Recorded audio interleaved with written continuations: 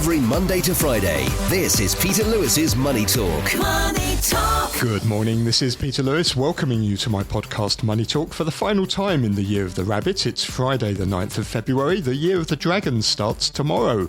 This podcast is sponsored by Surfing Group, which is headquartered in Singapore and offers online financial services to 30 million customers across 10 countries. In today's business and finance headlines, China's consumer prices remained in deflationary territory for the fourth month running in January. The country's consumer price index fell 0.8% year on year, the biggest contraction since September 2009. Food prices dropped at a record pace of 5.9% last month, worsening from December's 3.7% fall. China's economy slipped into deflation in July, and consumer prices have been flat or fallen in every month since then, except August. China's PPI has been in decline for 16 consecutive months, falling 2.5% year on year in January, slightly better than December's 2.7% fall. The Reserve Bank of India held its benchmark policy repo rate at 6.5% for the sixth consecutive meeting yesterday, as widely expected. The language from RBI Governor Shaktikanta Das remained hawkish. He reaffirmed his commitment to bring down inflation to 4% in a timely and sustainable manner and said monetary policy must be disinflationary. Additionally, the central bank projected economic growth for the fiscal year 2025 at 7%, while inflation was forecast to be 4.5%. Earth has endured 12 months of temperatures 1.5 degrees centigrade hotter than the pre-industrial era for the first time on record, Europe's climate monitor said Thursday in what scientists called a warning to humanity. The extremes have continued into 2024. January was the hottest on record, the 8th month in a row of historic high monthly temperatures, with temperatures 1.66 centigrade warmer overall than the January average for the period from 1850 to 1900. That's the pre-industrial reference period. Hong Kong stocks declined on Thursday, the final full day of trading before the Lunar New Year break. And this Year of the Rabbit will rank as the worst on record since the Hang Seng Index's inception in 1969. The benchmark has lost 28% since the current lunar calendar began on January the 22nd last year, and the Shanghai Composite ended this Year of the Rabbit with a loss of 12%. That's the worst in history. On today's programme, I'm joined by Francis Lund, the CEO of GEO Securities, and Simon Kavanagh, partner at BDA Partners. And with a view from Australia is Toby Lawson, CEO at Statton Partners. And if you want to get in touch, please go to my website, peterlewismoneytalk.substack.com. Peter Lewis's Money Talk. On Wall Street Thursday, US stocks rose marginally, with the S&P 500 briefly topping the 5,000 milestone for the first time on record. The broad-based index edged up under 0.1% to finish at 4,998 after touching as high as 5,000.40 heading into the close. The S&P 500 is up 4.8% so far in 2024. Chipmaker Nvidia and Facebook owner Meta have led the market higher, each advancing more than 30% in the new year. The Dow rose 49 points, or 0.1%, to end at 38,726, its 11th record high of the year. And the Nasdaq Composite gained 0.2% to close at 15,794. One notable stock, shares in ARM, rocketed by almost 48% on Thursday after it joined the list of companies to benefit from AI. The UK chip designer, which is listed in New York, reported higher royalty and licensing revenue boosted by strong AI demand. The yield on the US 10-year Treasury notes rebounded 7 basis points to 4.17% after the Treasury's sale of $25 billion of new 30-year bonds, the biggest in 2 years, and that met strong demand. The US dollar index rose marginally by 0.1% following better than expected US jobless claims data. The yen notably underperformed after dovish BOJ commentary suggesting the central bank wouldn't aggressively tighten its monetary policy. The dollar was 0.8% firmer against the yen at 149.3. The yuan was unchanged in Shanghai at 7.1965 renminbi. That was after China's CPI data for January came in beneath expectations. Gold ended the day unchanged at $2,034 an ounce. Crude oil futures prices rose for the fourth day in a row after Israel rejected a ceasefire proposal by Hamas. The Brent contract for April gained 3.1% to settle at $81.63 a barrel. And Hong Kong stocks declined on Thursday, the final full day of trading before the Lunar New Year break. The Hang Seng shed 204 points, or 1.3%, to 15,878. The tech index slid 0.7%. Alibaba, one of the Hang Seng's largest constituents, experienced a sharp sell-off following a disappointing earnings announcement. Alibaba's shares closed more than 6% lower in Hong Kong. And on the mainland, the benchmark CSI rose 0.6%. And the Hang Seng projected to open sharply lower this morning, about 190 points lower at 15,690 according to futures markets. And you can get more details on the latest market movements in my daily newsletter at peterlewismoneytalk.substack.com. Every Monday to Friday, this is Peter Lewis's Money Talk. Peter Lewis's Money Talk. For the final time in the year of the rabbit, we welcome our regular Friday morning guest, Francis Lunn, the CEO of Securities. Morning, Francis. Hi, good morning. Are you pleased to see the back of the year of the rabbit? Yeah, because it hasn't been a good year. The Hong Kong Exchange led the world in decline. Yes, we'll get on to that in a moment then. First of all, let's welcome, though, before that, Simon Kavanagh, who is partner at BDA Partners. Morning to you, Simon. Morning, Peter. Let's start with the economy. China's consumer prices fell at the fastest rate in 15 years in January. The country's consumer price index fell 0.8% year on year. That was the fourth straight month of declines, the biggest contraction also since September 2009. The fall was steeper than a 0.5% drop forecast by economists and a 1/3% decline that we saw in December. Food prices dropped at a record pace of 5.9% last month, worsening from December's 3.7% fall, and food inflation has been in negative territory for 7 consecutive months. Core consumer prices, which exclude prices of food and energy, increased by 0.4% year on year in January, but that's the softest rise since last June after a 0.6% gain in the prior 3 months. And the producer price index, that dropped by 2.5% year on year in January, slightly better than December's 2.7% fall. And in 2023, producer prices fell 3% overall, swinging from a 4.1% gain in 2022. And China's PPI has been in decline for 16 consecutive months now. Francis, how serious a problem is deflation in China, do you think? Well, the deflation in January is mainly due to food prices. Food prices have been declining for 4 months already, which is driven the CPI into negative territory. But it also underscores another important matter in the economy is that there's a lack of demand. The economy is not growing, and people are buying and spending, no consumption. I think the 3 legs of the economy: manufacturing, export, real estate, and consumption. Real estate and consumption are not doing their job, which means that Chinese economy is not doing well. And in turn, the Chinese stock markets, including the Hong Kong markets, are not doing well at all. In fact, they are the worst performing in the world. Unless something changes to boost consumption, I think the Chinese economy will still remain in the doldrums. I think that is my pessimistic prediction for the year of the dragon. Is the stock market slump making the deflationary environment worse?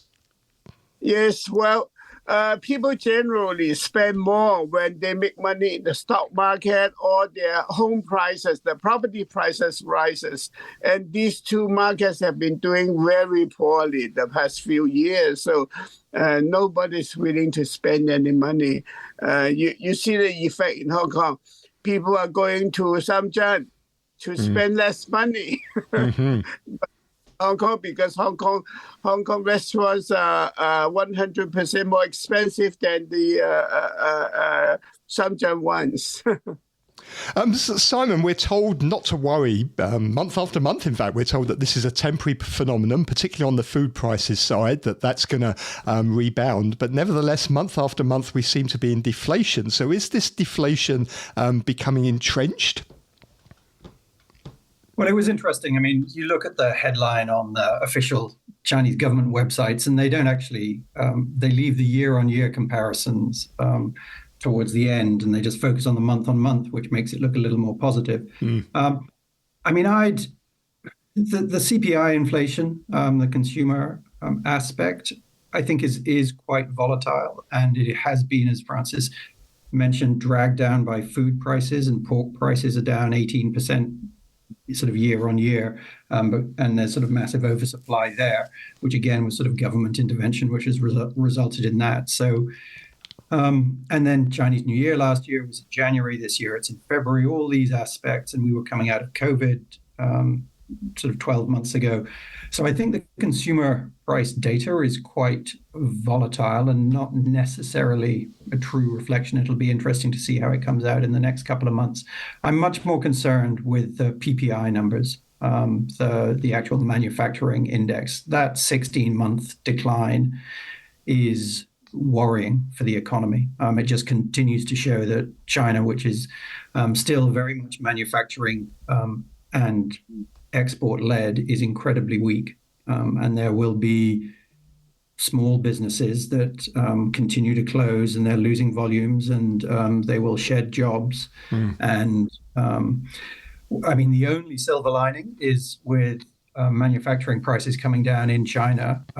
Perhaps that'll help reduce sort of inflation outside of China. So the import inflation that might be experienced in Europe and the US will be decreased because they're able to purchase components and goods from China for less. But it doesn't tell a very good story for China, certainly. And how do we get out of this? Because it's wherever you look at the data, the PPI, the CPI, services prices are weakening as well. How do we get out of this? That is very difficult. And so there's been a lot of commentary on whether or not Beijing is going to pull out the big guns like it sort of did in 2015, particularly to address the stock market decline that we had back then. But that was a very sort of short, sharp shock. And the consensus is that Beijing is going to continue to sort of tinker around the edges as it's been doing. And there's a lot of tinkering. They'll change things here, put restrictions there, particularly around the stock market. They're trying to prop up the real estate companies. But these are kind of addressing the symptoms rather than the illness. And there needs to be some sort of systematic changes. My honest view is actually you've got to sort of follow, I mean, the US is not perfect, but you've got to follow the US model of essentially transparency, let everything work its way out of the system as quickly as possible. It is painful, but then you bounce back far stronger.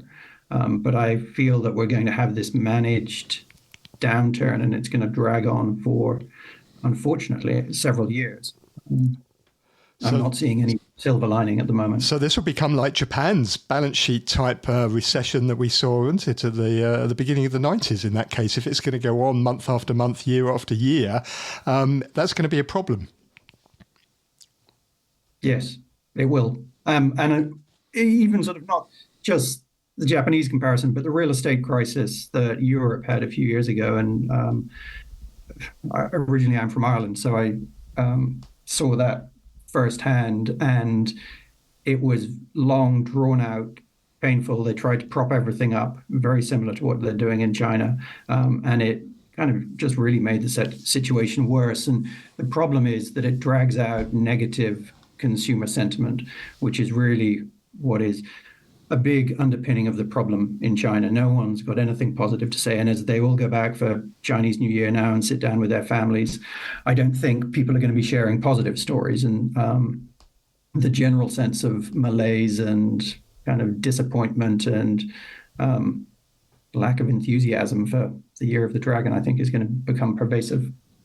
Francis, is this going to have global impacts in terms of China exporting their deflation around the world? Because obviously you get these cheaper goods from China sort of going into other countries. So other countries are going to get a sort of a flood of cut price imports, aren't they? So is this going to spread? Well, actually, China has been doing this for the past 20 years, ever since 2001, when China joined the WTO. Cheap Chinese manufactured goods have conquered the world. The latest Chinese product to conquer the world is the electric vehicle. China exported more than 5 million EVs to the world in 2023, and chances are the export of EV will continue by a substantial margin. It was held back because the U.S.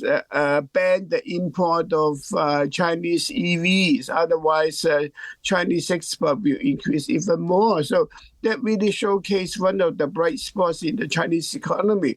You have to find something that you do well, and then you outcompete with everybody else, like the EVs in this case. But then the flip side of this is that the rest of the world are going to gang up on you, like EU and the US. They even banned the import of Chinese-made batteries. So it's a tough world. Nothing is easy. Yeah. So how do we get consumers to start sort of spending again? Because the problem is they're going to think, well, things are going to be cheaper in a few months' time. I'll wait. How do you get consumers to start spending? I think the key is really the real estate market.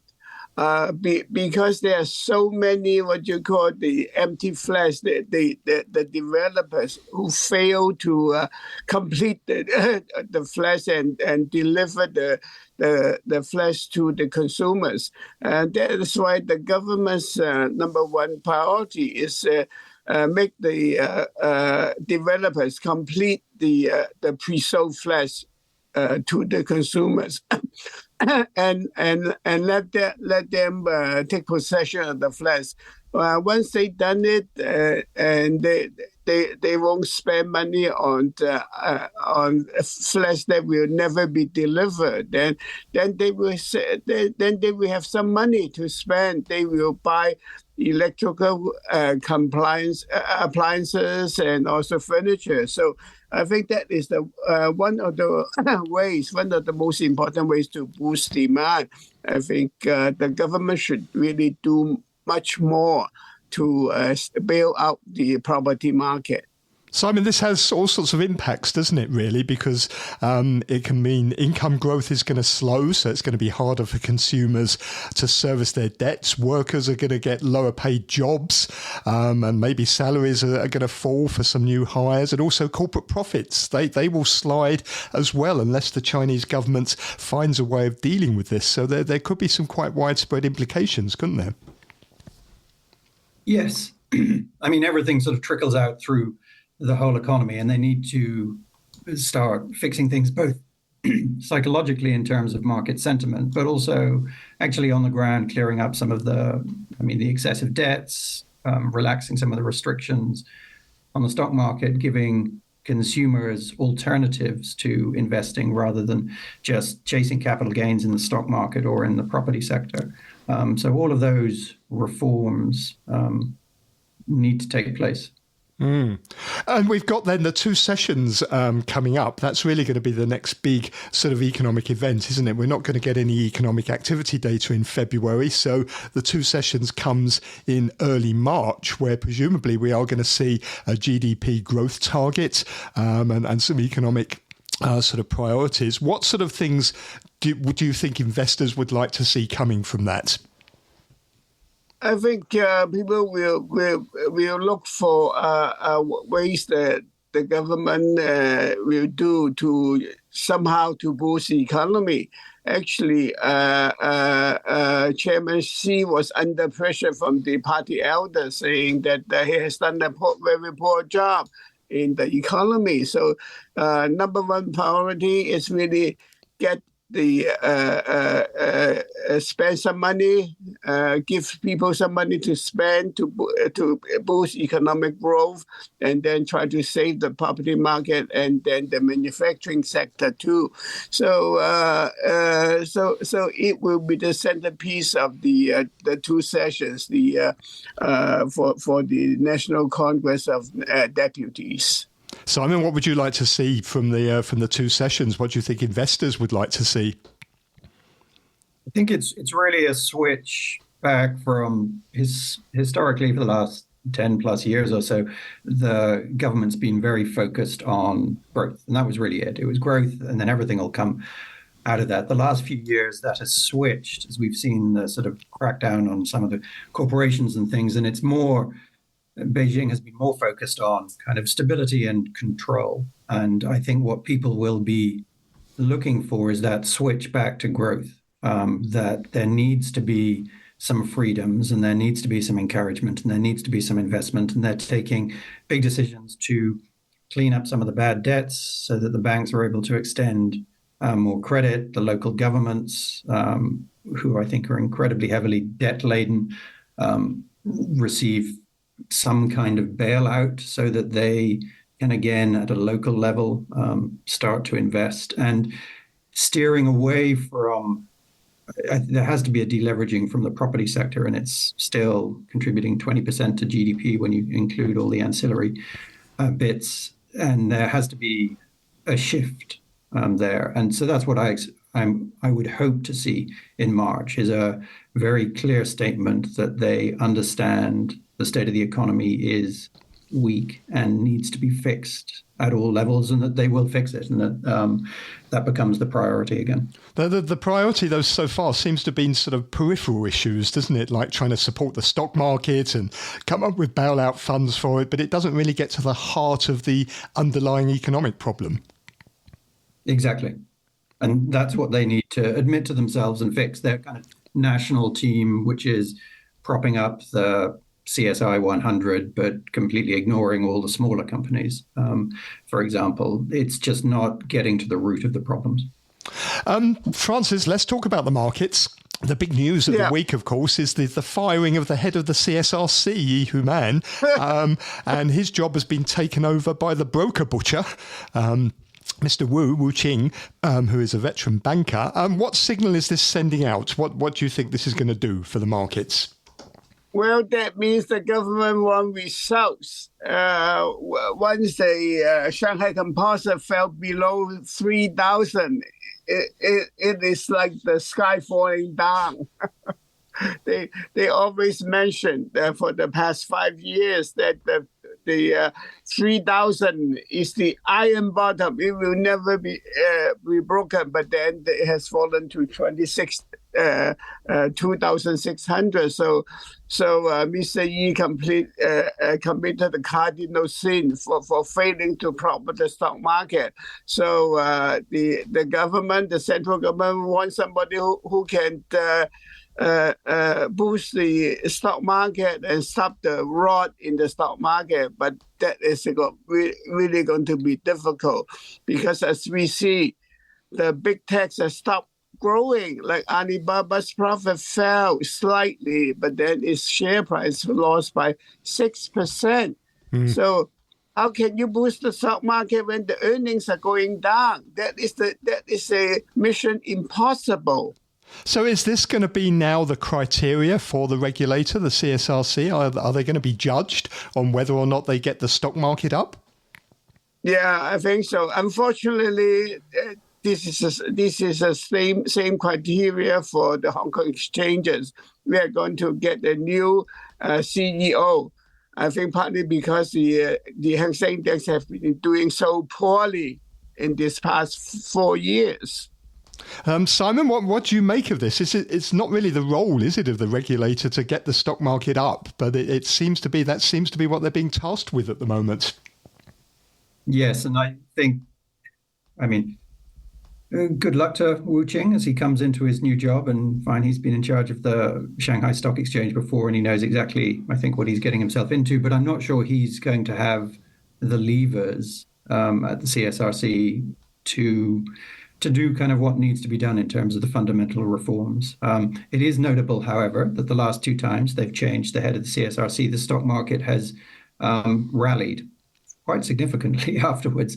I've absolutely no idea why that correlation should be there. I suspect people will be hoping that it'll be sort of third time's a charm, and it'll keep going. But yes, I mean, the previous guy, obviously the performance under him, it wasn't necessarily his fault, but I can fully understand why they felt the need to make a change. But if you've if you try and get the regulator sort of intervening in the markets, it sort of doesn't really get long-term investors back in, does it? Because they will sort of look at this and think, well, whilst I might be weaned back in, I might not be able to get out again either. This is really becoming a very manipulated market. Yes, and that's the thing. I mean, it's quite easy for China to look around the world and see free, open, transparent stock markets driven by market forces.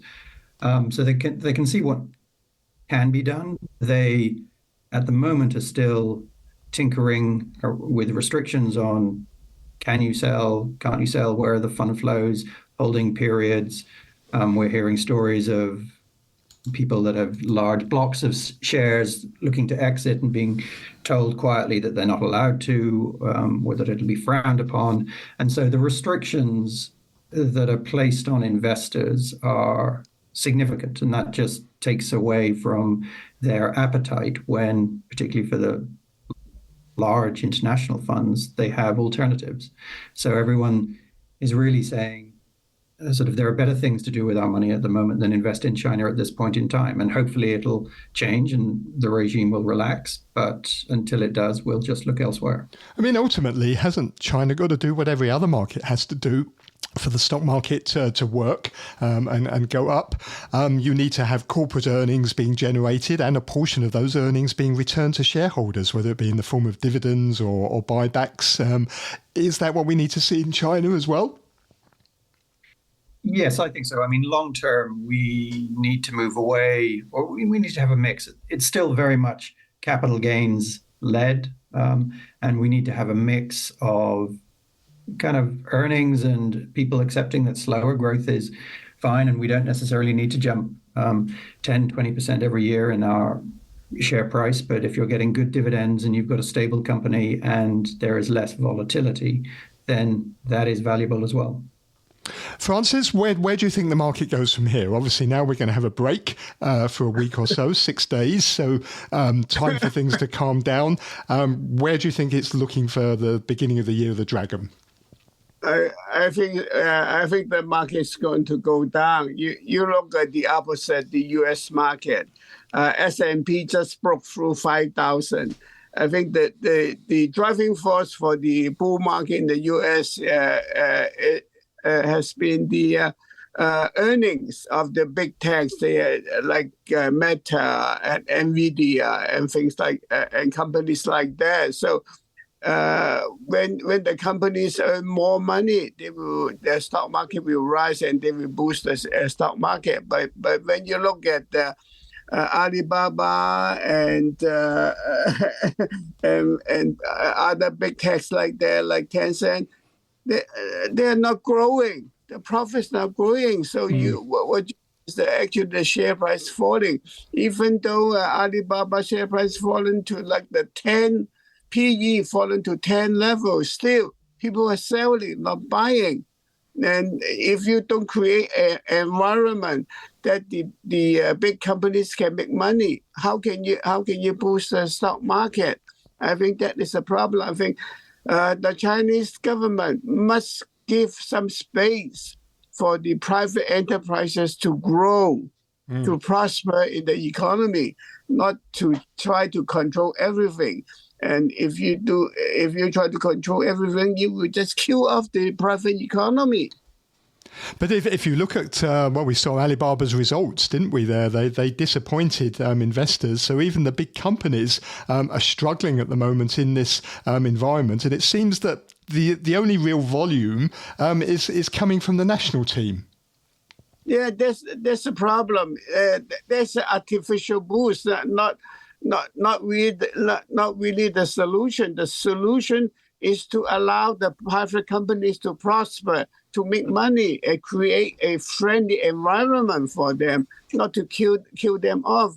Actually, from 2000 to 2020, the government has been doing that. But then in 2020, they discovered that Alibaba have grown so big that they rival the central government. So they make a determined effort to shrink it down. But then what you see is history.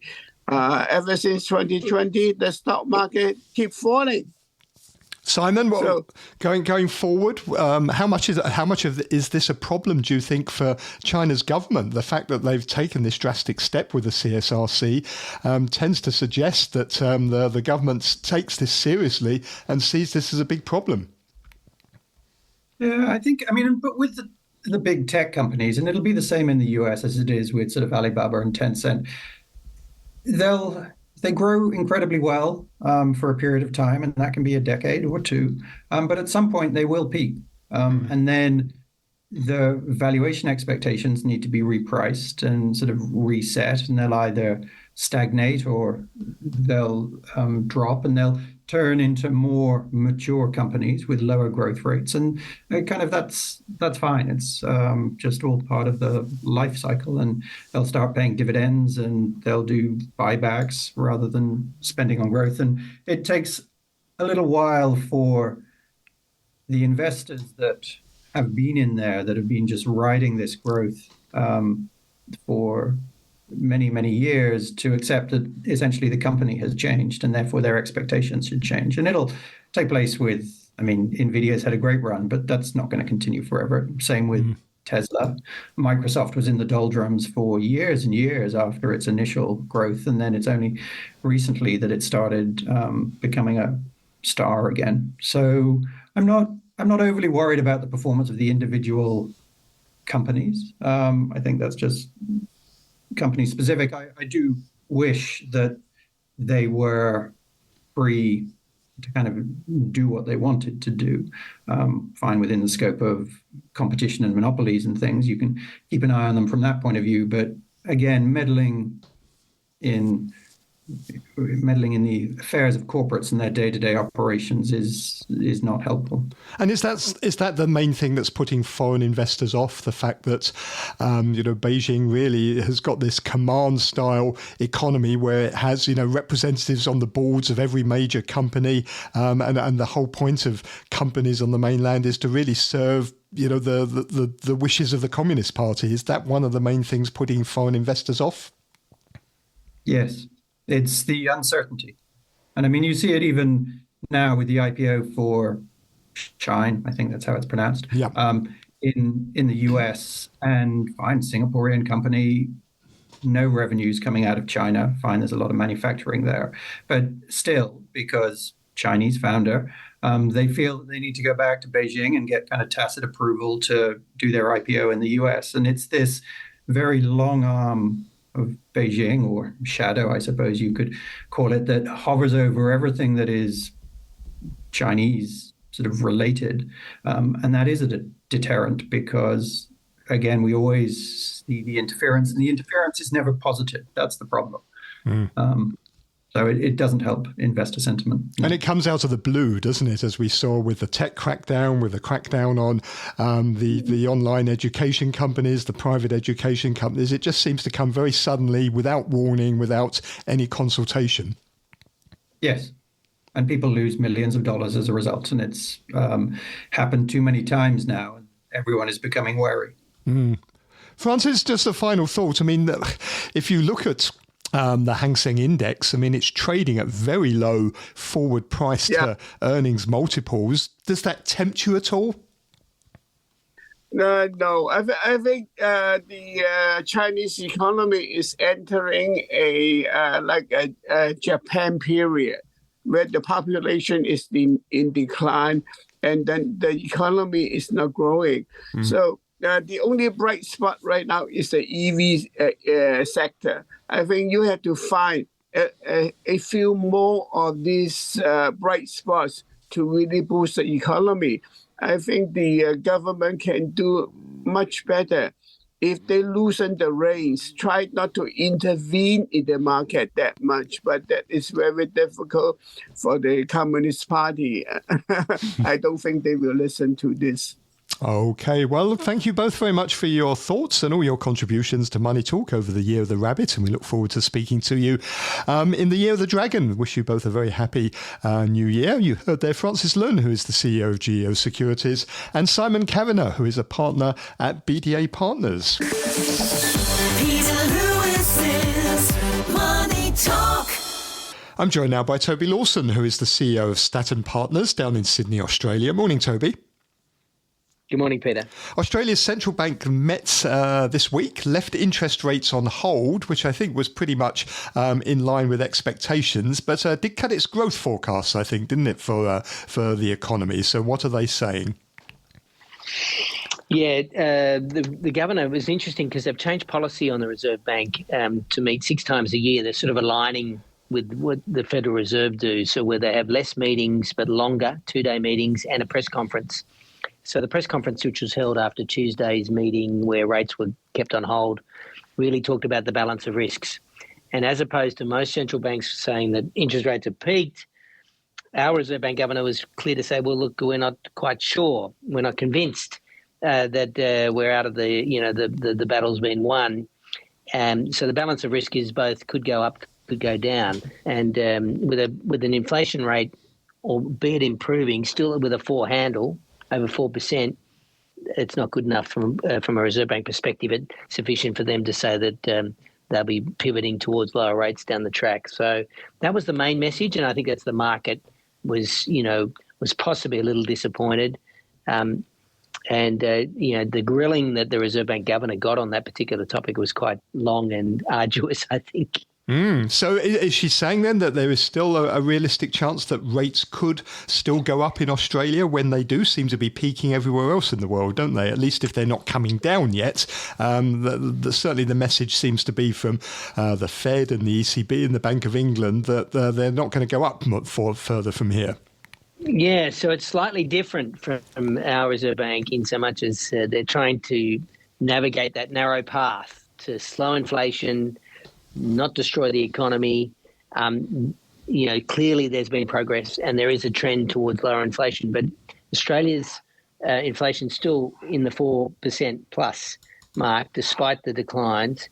And if the target, which is the official target, is the mid-range of 2 to 3% for inflation, then they've got a fair way to go. And that was the acknowledgement that the Reserve Bank governor was saying is, we don't want to get to a situation where we start to cut rates before we've won the battle.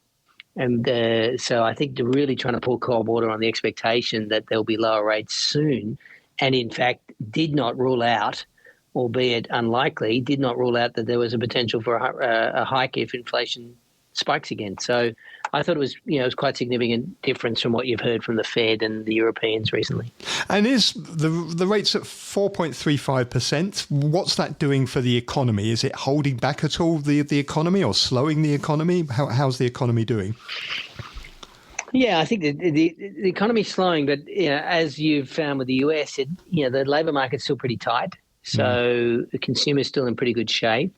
Retail sales have softened, manufacturing has softened. I mean, nothing unusual in what we're seeing in relation to the interest rates being at 4 and a third, and likely to continue to soften the economy. But there's no indication yet that the economy is, heading into recession. House prices are still fairly well elevated, and that pressure is still on because structurally undersupplied in Australia is housing. So, a couple of factors mean for Australia, the Reserve Bank's probably more patient and unlikely to move as aggressively as other countries in relation to pivoting on interest rate or restrictive monetary policy. How are the Australian markets doing? They hit an all-time high, didn't they, about a week or so ago? Yeah, and, in line with what you've seen in the US and we tend to follow, not completely in line, but we tend to follow the lead of the US. Stock prices in Australia have moved pretty well. I think interest rates have moved in line in terms of the bond market. The outlook for commodity prices is always the one thing that would be a potential red flag, and that's China. If China cannot, get that velocity it wants in its economy, that potentially has a downstream impact on commodity prices. And if that's, if that flows through, that would have the most impact, I guess, on sentiment in Australia, given that, our reliance upon selling iron ore and coal to the likes of China. So the RBA must be watching closely what's going on in China, and particularly the deflationary picture. We had the inflation numbers out yesterday, which shows that China seems to be sliding further into deflation, and if anything, it seems to be getting rather entrenched. I mean, that could have implications for Australia and the whole region, because there's the risk that sort of deflation could get exported. Well, I think that's true, which probably from a central bank perspective is not a bad thing to have some deflation imported into the economy. I think from an Australian perspective, it's all about growth in China, because they consume a large part of the raw materials that we sell to them. And possibly with those type of numbers that you're seeing out of China, the government may be more inclined to be aggressive in stimulus, more inclined to put some more money to work, which we haven't yet seen.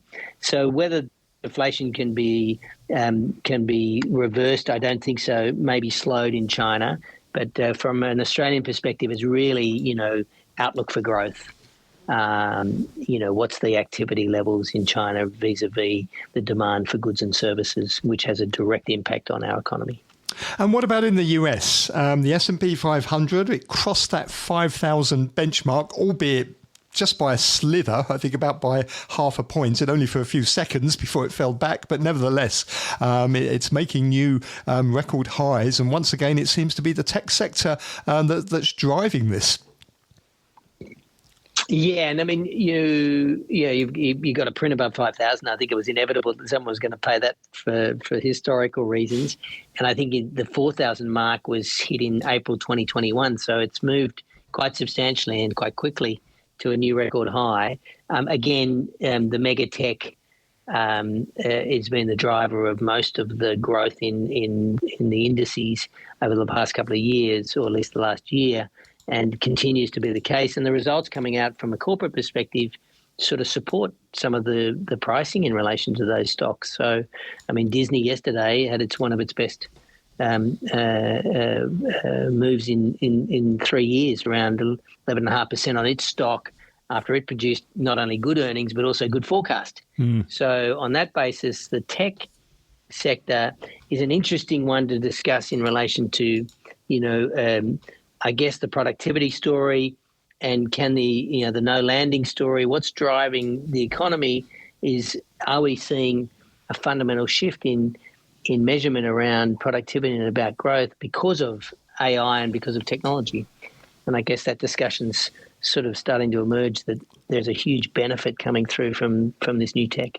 And you do see that when you look into this data, although we had the jobs data, which wildly beat expectations, we had the services PMI number beat. Then at the same time, you hear other things like the amount of layoffs is going up, quite fast. You're hearing companies, even in the tech sector, announcing layoffs on a daily basis. We had that data about the amount of credit card delinquencies hitting a record high, which suggests that, although the consumer has been spending, is sort of tapping himself out on his credit card. There do seem to be worries underneath the surface, but nevertheless, they just don't seem to be big enough to stop this rally. Yeah, and we saw also with New York Community Bancorp, results of that regional banking crisis elevated a little bit of concern last week. I think there are definitely some warning flags in the US economy. The manufacturing data in particular was probably showing a continued contraction. But overall, I think if you talk to the analysts, the economy is still outperforming. The labour market, even as you mentioned, has seen some reasonably and notable job losses are still tight. Right now it's hard to be too negative. Having said that, being a cautionary investor, you'd probably be starting to think, do I start to take something off the table? Right now, I think most people would say, look, I'd love to see it come back 10% so I could buy it. But that's only because the market's going up and they've missed the boat potentially. I think we're suspecting, at least in our view, that there is a correction coming. We just don't know when and how. Whilst you're still seeing good data, it's hard to ignore. And I suppose the problem is also, as an investor, if you take some bets off the table in the US, where do you go instead? Yeah. Well, you can flip on asset allocation, I guess, and put more into duration around bonds and take advantage of yields. That would be potentially, and I think there's been a fair bit of that.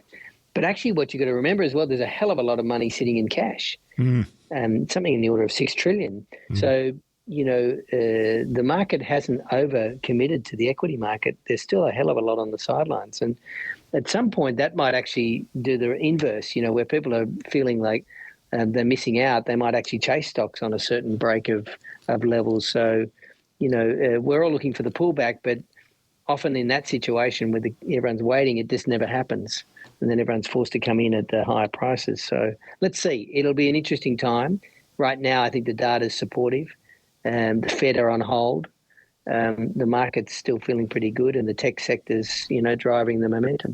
I wonder if some of that money in cash has been going into the treasury markets, because we had that auction of 30-year bonds, $25 billion, the biggest auction in 2 years, and yet people snapped it up. It went pretty well. So, another fear that people had, that maybe all this supply would start dragging down the market, that doesn't seem to have come to fruition either. No, there's a hell of a lot of liquidity out there. As I say, it's yet to be deployed. And some of it's going now into fixed income. Some of it's still in the tech sector. The broader indices, the S&P, which represents 500 listed stocks, is at record highs. It's a difficult scenario to be too bearish. But as soon as you say that, you start to look for these reasons for it. So, at this stage, I would say that on balance of probabilities, it's hard to be a seller. Certainly not a short seller right now. Yeah, well, we'll see how things go in the Year of the Dragon, which kicks off on Saturday, and look forward to talking to you, Toby. Kung Hei Fat Choi to all the listeners. Yes. Kung Hei Fat Choi to you too. Have a great break. Have a happy Chinese New Year. That's Toby Lawson, who is the CEO of Statton Partners down in Sydney, Australia.